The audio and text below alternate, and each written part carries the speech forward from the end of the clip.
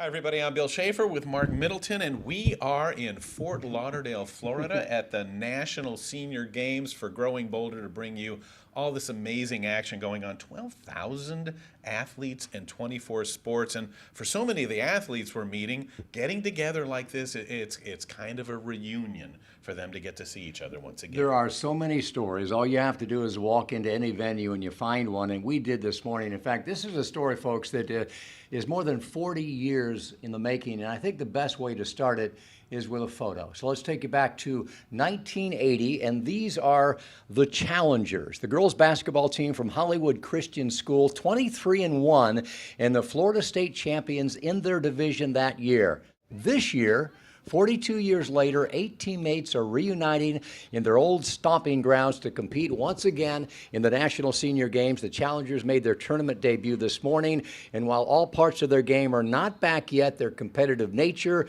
their love of the game, and their love for one another is as strong as ever. And how about this? 2 of the 1979 cheerleaders pulled out their own outfits and their pom-poms. They dusted off 2 bits and did their thing as well. The challengers were beaten in their debut, which of course they didn't like, but that's not what this remarkable reunion is all about. It's about something a whole lot bigger and more valuable. It's about reconnecting with friends and the athlete that lives within us all.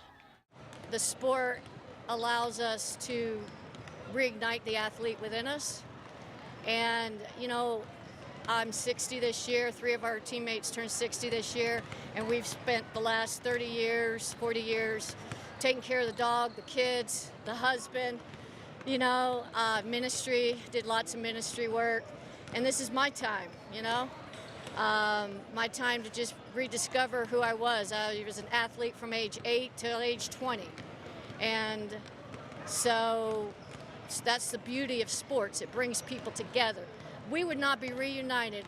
We'd still be just connecting on Facebook if it wasn't for sports, We come from Florida, Georgia, and Tennessee, and we just hang out together. And we feel like we're just having slumber parties back in high school. We met when we were 14, and now we're reconnected when we're 60.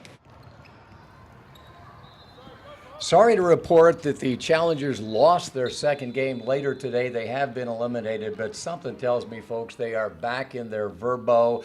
They are chilling in the hot tub and probably drinking an adult beverage or two, because Bill, it was very clear from talking to the team, they came to play hard, but they came to play, and that didn't involve just basketball. Well, you sure found an incredible story there, Mark, and it just goes to show you how the connection that we make, it doesn't matter whether you're in high school or whether you're retired, when you make a connection over something like athletics, it just does not go away. Yeah, I think the theme actually for this year's National Senior Games is a reunion for the ages, and it really is true.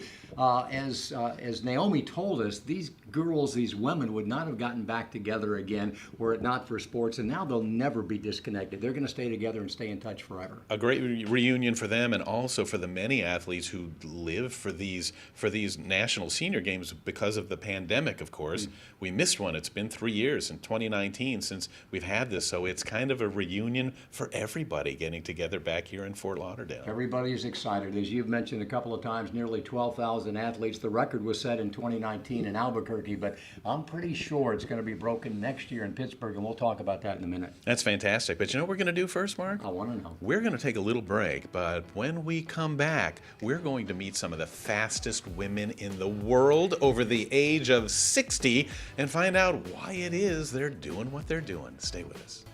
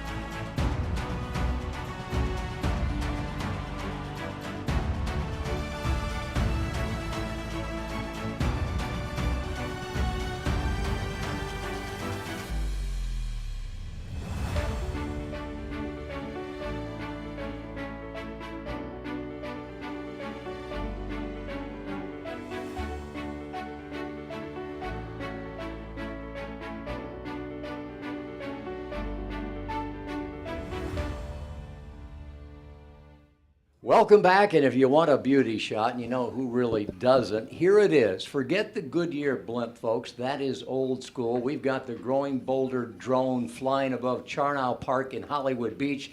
the site of yesterday's 5K. Take a look at that. We told you about the women's trailblazing running pioneer Catherine Switzer running in the 5K race yesterday, but we didn't tell you, and we're going to now, is that her husband, Roger Robinson, is as well known and respected worldwide as Catherine is in the running community. Roger was the world's leading masters runner throughout the 1980s. He ran for England and New Zealand. He won the men's masters division in the New York Marathon, the Boston Marathon, the Vancouver Marathon, and more, setting records in each and every one. And despite living on separate continents, he and Catherine were married in 1987, and they just figured it out. They now live part-time in New York City and part-time in New Zealand. Roger is 83, and their love of running and of one another is stronger than ever. Let me ask you one question about your relationship, because I talked to Catherine about it. I read somewhere where she said, you know, she found an athlete poet, a professorial, academic, intellectual athlete, cool, groovy dude. So I'm expecting that you can somehow put an interesting description on your relationship. Oh, yes, because having the running, it's not essential, but it's a big help, because that is something that's important to us both. And so you understand. And you can help each other through the bad times, because there's always an injury. You know, we're up, one of us is up, the other one's down. And there's always an illness or injury or something, and you help each other through. You understand that. You understand the smelly shoes. You understand the need to get out and run every day. But as a person, I don't have to speak of Catherine's personality. Everybody loves her. And everybody adores her, and women fall into her arms and cry and things like that. And well, let's say when she lit the cauldron last night, and I said to her afterwards, "Well, you light my cauldron every day." So They are humble heroes. The spark still burns, folks. They both fly well below the radar, but for the knowledgeable running fan, a photo with both Catherine and Roger is a prized possession.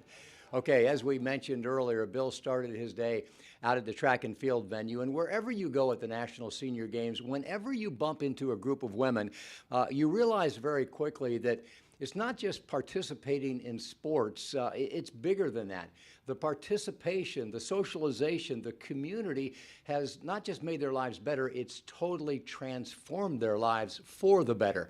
It's something Bill discovered this morning. Thanks. One of the stories that we see at the National Senior Games doesn't happen on the score sheet. It happens in the heart. Here's a great example here. All runners, all people from different walks of life and different places. What is this event really all about? Oh my God, it's about the competition, friends getting together. We haven't seen each other in years. And friends you never would have made. Never would have made if it wasn't for the National Senior Games. So do your friends look at you and go, are you crazy? Why do you put that much time and effort and money into traveling and going all these places? My kids always say, "Mom, how long are you going to run?" And I say, "As long as I can run." And look at the example yes, that you're providing for them. yes. My son always says he hits the gym, he works out, that I'm his inspiration. He's got to keep up with Mom. Yes. How proud are you of what you do?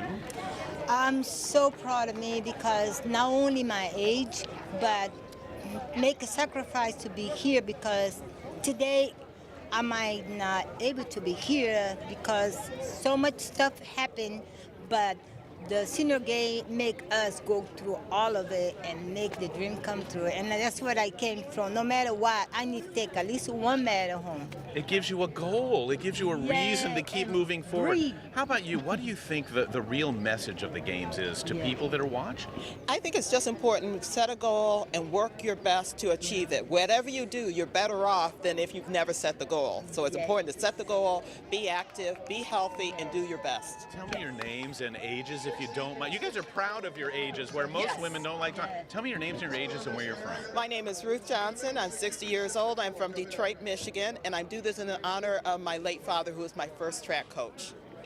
I'm Adele Knights. I was born in Brazil, but I'm over here now. I'm American too.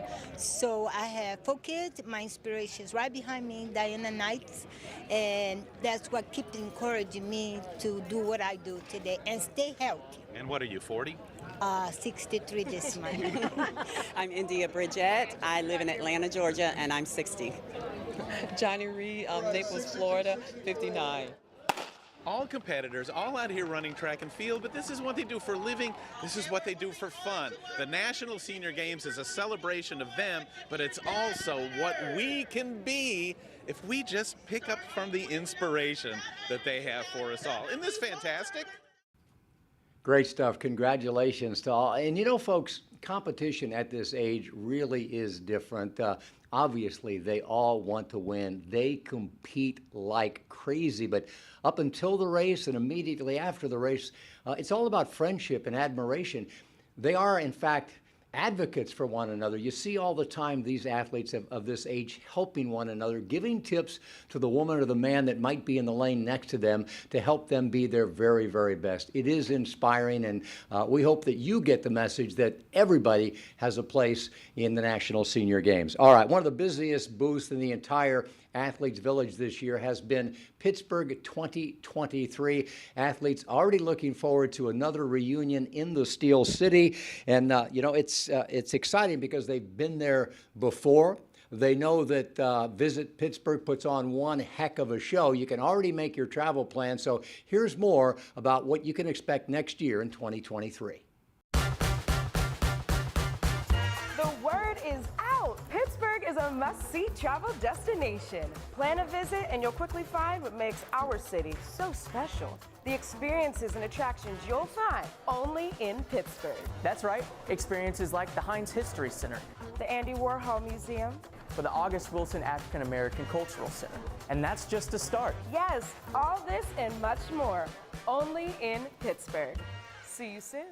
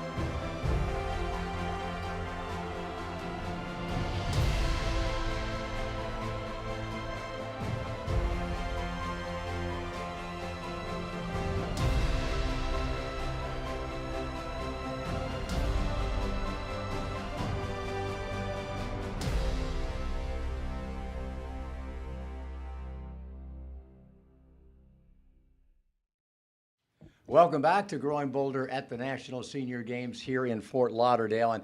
And folks, I got to tell you, if you're looking for reasons not to do something, looking for reasons not to get up and get out and be active, looking for reasons to not get off the couch, you are in luck because there are plenty of them. But I recently interviewed a woman who I think might change your mind about the possibilities. Her name is Leah Coriel. She is an archer, and she is definitely not what you might expect. Leah had a very difficult childhood. She was abused in multiple ways as a child. 8 years ago, she was diagnosed with MS, multiple sclerosis, an incurable disease. Doctors said she had 8 years at most, so get her life in order. Her husband divorced her. She had thoughts of suicide. And then, for whatever reason, she said, what about archery? In a wheelchair, she took up archery in 2015, and it transformed her life. And you know what did it? The notion, for the first time in her life, that she was an athlete. Here's a clip from our interview with Leah Coriel. So we went to this adaptive sports camp in California, and the first day there was a huge shift in my life because, I was overweight, I was shy, I didn't care about really my appearance, and they said, all right, athletes, and I'm like, I'm not an athlete. People assume that I've been a lifelong athlete. With my childhood, I've never played sports. I was the last kid on the playground chosen to play on a kickball team because they would rather play one person short than have Leah on their team. So it's the first time in my life I wasn't, a student or a patient or a participant or, something other than an athlete. And that shift changed my life, absolutely changed my life because it changed my identity and who I thought I could be. How about that? Leah clearly articulates what Bill and I see almost every time we talk to the, over 10,000 athletes here. There is something about getting a credential that says athlete on it that changes your own self-image, your own perception of who you are and what is possible. And I really think this is one of the most magical things about the National Senior Games, the ability for people, for the first time ever, at any age, to consider themselves an athlete, to look at others around, be inspired by them, and know that they are, in fact, inspiring others. So if you want to listen to our Fountain of Youth podcast, you should, because there's a lot of great interviews like the one we just shared with you with Leah Coriel. Just listen to it, subscribe to it, anywhere you get your podcast. I think most people do it on Apple Music or Spotify. Check it out, Billy. It is the Fountain of Youth podcast. It's an awesome podcast. It'll change the way you think. It's just fun to listen to, and it'll really get you going. One of the reasons Mark has a credential that says athlete is because he is one. Some of the people here talk the talk, some of the people walk the walk. Tomorrow morning, Mark will be in the pool competing here at the National Senior Games. Was that a difficult decision to make? Well, I still reserve the option to scratch at the last minute if things get too busy. But no, it is impossible to not get jitters. It's impossible to not want to win. It's impossible to not start thinking about, I'm too tired. I've not had enough time. I'm working. But when push comes to shove, it's also impossible not to step up there on the blocks and see what you got. And I'm putting you on the spot here, but do you understand how Leah felt? Do you understand that? What is that feeling like of feeling, I am an athlete, I can compete, and I can do well? It's a great question, and Bill, I think the important part in that is that everyone needs to realize that we are all athletes. It really doesn't have anything to do with winning. It doesn't have anything to do with competing. Yes, many athletes compete and many athletes win, but being an athlete is just about moving with intention. Trying to get better, trying to improve your overall health and well-being. If you do that, you're an athlete. Just keep at it because it gets easier and it gets better. Well, I'm super proud that you're going to be doing that and representing Growing Boulder in there and representing yourself. And Mark will never tell you, but he is one of the best swimmers in his age group in the world in your events. You don't like the long form, right? No. But the sprints are right up your alley. There we go. That's fantastic. If it's short, I like it. Hopefully, we'll be able to watch some of that if you keep coming back every day at 5. We're going on with highlights of that day, and you never know what will bring you. One of the things that we have, Mark, that people have really enjoyed is at the convention center, the Growing Boulder booth has been a gathering point for all kinds of people to stop by. There are so many faces of people taking these keepsake photographs in front of the booth, and they're getting free copies of Growing Boulder magazine. And for some, they've never really seen themselves portrayed this way in an inspiring and very professional manner. We've got impromptu cornhole challenges going on. It's all set up there. People feel comfortable enough to stop and watch our monitors where these shows play. Some of the great Growing Boulder merchandise is available there, and of course at gb.com. Cups and t-shirts. You really ought to put Growing Boulder on you. You think athlete makes you feel better? Put Growing Boulder on a shirt and you will feel a lot better. Here's the question wall that we have as well. There's a question of the day where we ask a different question and have the athletes submit their answers. It's really exceeded my expectations. I didn't know what we'd find. Today's question was, how have you been surprised this year? How have you surprised yourself this year and what you've done? And so Susie from Cincy said she adopted a beagle. Adding a pet to your life makes a big difference, doesn't it? Pets are great. And these are cool too. Dan Carroll from Arlington, Virginia, finished a doctorate. Wow. So this is the kind of thing that's happening. Standing tall in her fight with cancer, Sherry Rowe from the Villages. Yeah. Wow, a lot of people have so many things going on in their lives. How about Evelyn Wilson from Columbia, South Carolina? I don't know, maybe we know her mom, maybe we don't. She inspired her 95-year-old mom to come with her, not just to watch, but to compete in these games. And she says that her mom set a record in the 50 meters in the 95 age group. That's unbelievable.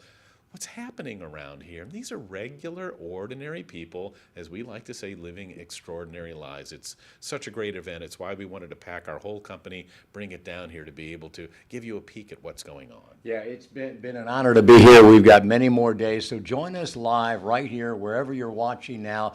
5 o'clock most every night. I think we're going to go a little bit later tomorrow night for the celebration of athletes as that occurs. But you can find out what time we will be live by checking out Growing Boulder's Facebook page. But yeah, I'm having a great time.